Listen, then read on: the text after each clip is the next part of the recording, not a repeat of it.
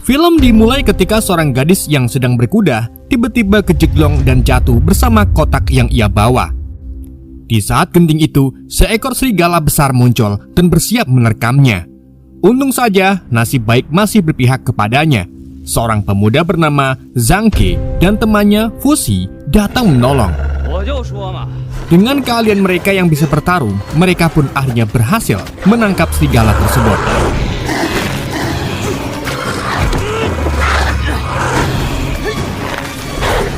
Namun alih-alih berterima kasih, gadis itu malah nyelonong pergi sambil membawa kotaknya. Setelah mendapatkan buruan, Zhang Ke membawa serigala itu ke pasar hewan untuk dijual. Di sana ia menyombongkan hasil tangkapannya dan mengejek para pemburu lain hingga hampir memicu keributan. Namun tanpa diduga, serigala tersebut tiba-tiba berubah jadi arang. Kejadian itu pun membuat semua orang terkejut dan menuduh Zhang Ke sebagai penipu. Tuduhan itu pun tentu saja membuat Zhang Ke emosi dan membuat keributan. Untungnya, keributan itu bisa dihentikan oleh pamannya yang kemudian membawanya pulang. Dalam perjalanan, sang paman mengingatkan bahwa Zhang Ke bukan manusia biasa, melainkan putra dewa perang yang harus meneruskan ayahnya sebagai kesatria besi Arashima. Tapi Zhang Ke menolak hal itu dan bersikeras ingin hidup bebas sebagai manusia biasa. Mendengar hal tersebut, pamannya kembali menyindir kelakuan Zhang Ke yang hanya membuat kerusuhan. Namun Zhang Ke membela diri bahwa keributan tadi disebabkan oleh serigala yang berubah jadi arang. Ia pun pergi meninggalkan pamannya tanpa memperdulikan perintahnya. Mendengar cerita serigala yang berubah menjadi arang, Paman Yun yang ternyata seorang jenderal segera menemui pendeta agung. Di tempat itu, Paman Yun bertemu seorang gadis yang sebelumnya ditolong oleh Zhang Ke. Gadis itu bernama Yunji. Yunji menjelaskan jika semalam pedang dewa perang juga bergerak. Dua fenomena tersebut diyakini sebagai tanda bangkitnya dunia kegelapan. Pendeta agung lalu menggunakan bola biru dari kotak milik Yuji.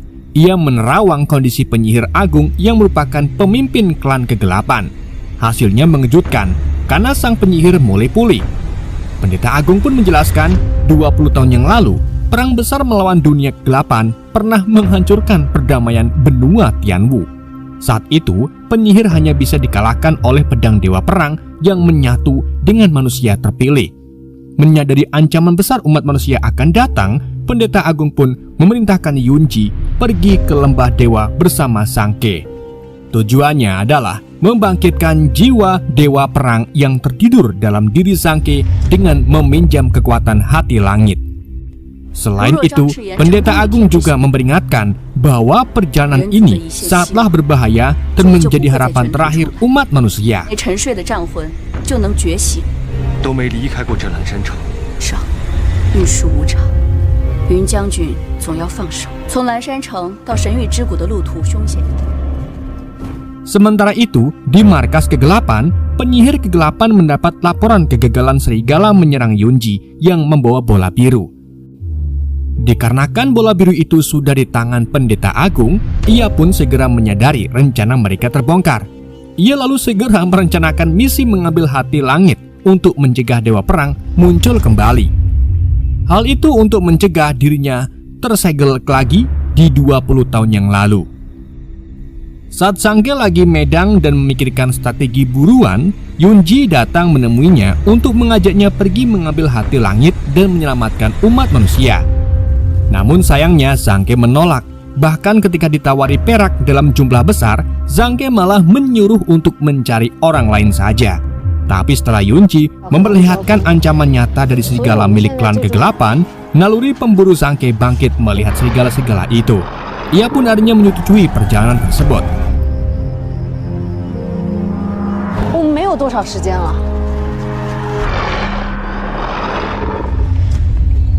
Sebelum berangkat, Paman Yun membekali Zhang Ke dengan pedang dewa perang milik ayahnya.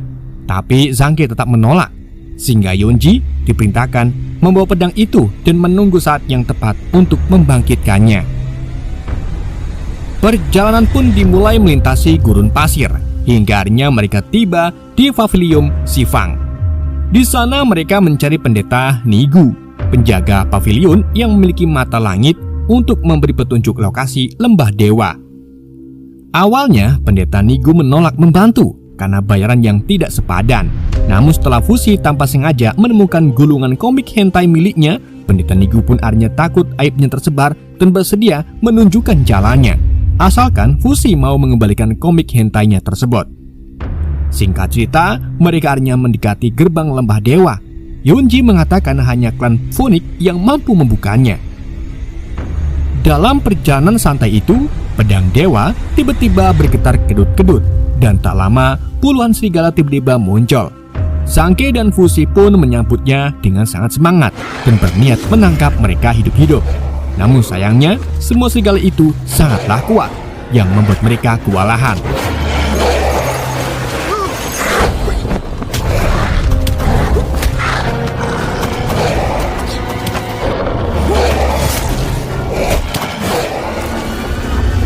Zhang Feng pun terpaksa menggunakan pedang ayahnya, tapi pedang itu malah membuatnya tak terkendali dan membunuh semua serigala menjadi arang. Gak cuma itu, serigala yang lain juga mati karena dipanah oleh seseorang yang bernama Yun Sheng. Sangke pun dibuat jengkel setelah semua serigalanya habis. Yun Sheng lalu membawa mereka masuki lembah dewa. Setelah masuki lembah dewa, Yan Sheng yang merupakan klan Phoenix menjelaskan bahwa mereka harus melewati dua penjaga terkuat milik klan Phoenix, yaitu Xuan Bing dan Xuan Kong, agar bisa masuk ke gua tempat hati langit disembunyikan. Untuk itu, ia memberikan sebuah lencana milik ketua klan Phoenix kepada Yunji agar bisa melintas. Sedang Sangke dan Fushi terpaksa harus menunggu. Sementara itu di kerajaan Phoenix, tetua agung klan memerintahkan semua pasukannya untuk menjaga sesama dan memperkuat penjagaan gua hati langit sebagai antisipasi serangan dari dunia kegelapan.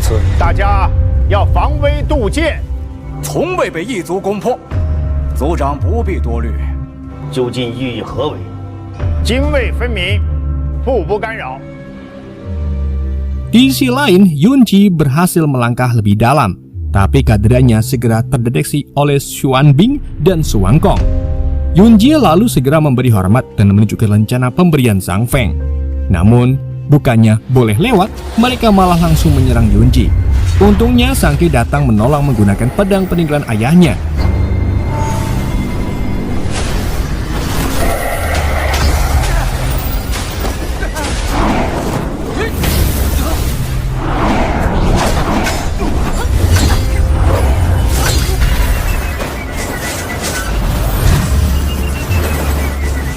Sayangnya kekuatan kedua penjaga itu terlalu besar yang membuat Sangke terluka parah. Dalam kondisi terdesak, darahnya mengalir ke bilah pedang, dan tiba-tiba cahaya kuat menyala serta kekuatan dewa perang akhirnya bangkit mengalahkan Xuan Bing dan Xuan Kong.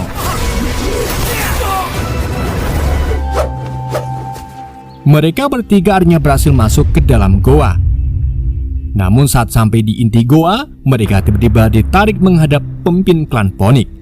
Mereka dituduh menerobos wilayah terlarang dan berniat merebut hati langit, sehingga harus dijatuhi hukuman mati. Namun di hadapan tetua agung, Yunji membongkar masa lalu kelam pemimpin klan Phoenix.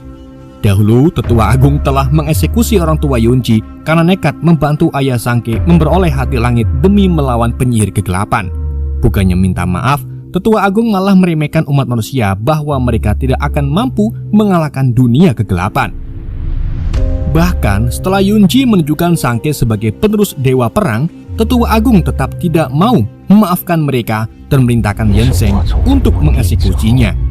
Namun Yan Sheng malah membelot dan membela mereka sehingga membuat keempatnya terancam dieksekusi.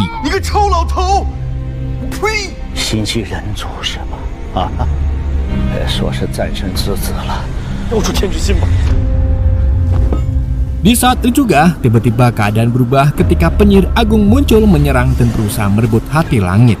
Dalam penyerangan itu, tetua Phoenix akhirnya menyelamatkan Sangke dan kawan-kawannya. Setelah melihat sendiri Raja Kegelapan menyerang klannya, tetua agung merasa bersalah dan mengungkap bahwa hati langit tersembunyi di dimensi lain, di mana hati langit itu dijaga oleh seekor Phoenix buas dan tempat itu dipenuhi lava panas. Sebagai bentuk penebusan dosa masa lalu, tetua Ponik membantu mereka dengan membuka formasi kuno yang menyalurkan mereka ke tempat penyimpanan hati langit berada. Setibanya di sana, mereka disambut Vermilion Ponik, penjaga terakhir hati langit. Burung api itu langsung menyerang mereka. Namun di luar dugaan, hati langit justru memilih Yunji dan menyatu dengan tubuhnya.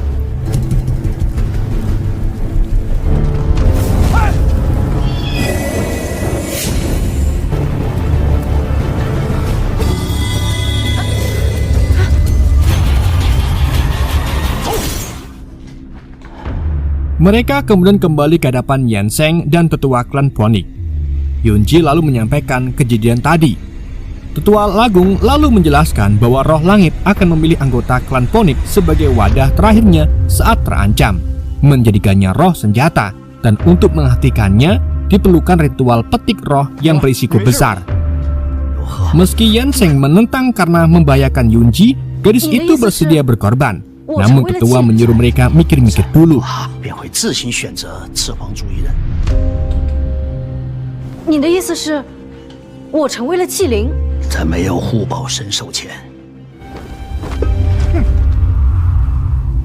Di malam harinya, Yunji menemui Sangke dan menguatkannya agar meneruskan perjuangan ayahnya demi menyelamatkan umat manusia. Namun Sangke ragu. Yunji lalu kembali memotivasinya agar membuat ayahnya bangga. Setelah itu Yunji meninggalkannya.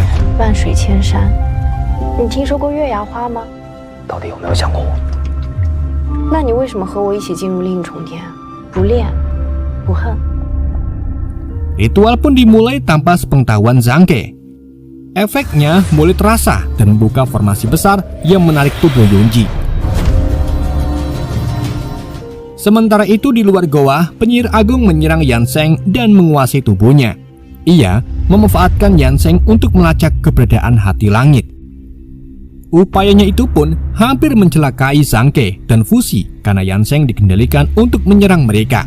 Untung saja Sangke bisa menyadarkannya. Penyihir agung lalu menyerang mereka, namun Yanseng mengorbankan dirinya untuk memperlambat penyihir agung. Tapi sayangnya ia harus mati di tangan penyihir agung tersebut.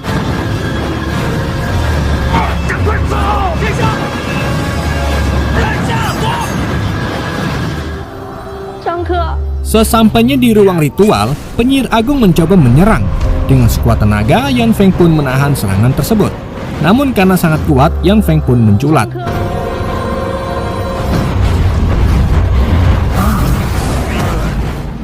Di saat yang sama, Yunji lenyap sepenuhnya, menyatu dengan hati langit. Sangke pun diliputi keputusasaan. Tapi ia sadar inilah kesempatan terakhir mereka. Sayangnya penyihir memanfaatkan kelelahan San Feng untuk mengambil hati langit. Fushi mencoba mencegahnya, namun ia juga harus mati.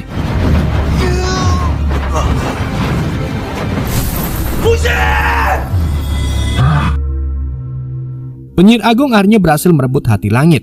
Ambisinya untuk menguasai dunia pun hampir terwujud. Ribuan serigala kemudian dilepaskan untuk memusnahkan manusia, dan peperangan besar pun terjadi.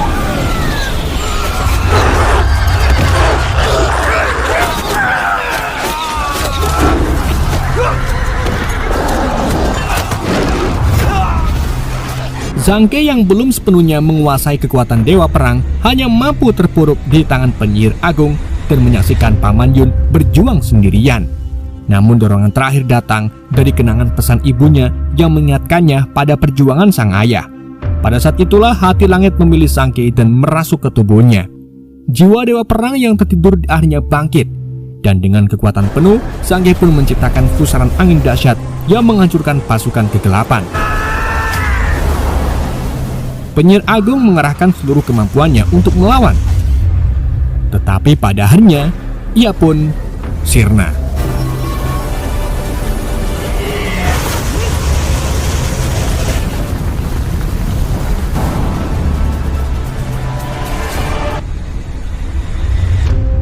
Kini dunia pun kembali selamat dan perjuangan panjang Dewa Perang pun berakhir. Namun kemenangan itu terasa hampa karena Sangke kehilangan Yunji. Namun di saat itu juga tiba-tiba Yunji muncul kembali dan menyapanya. Film pun berakhir.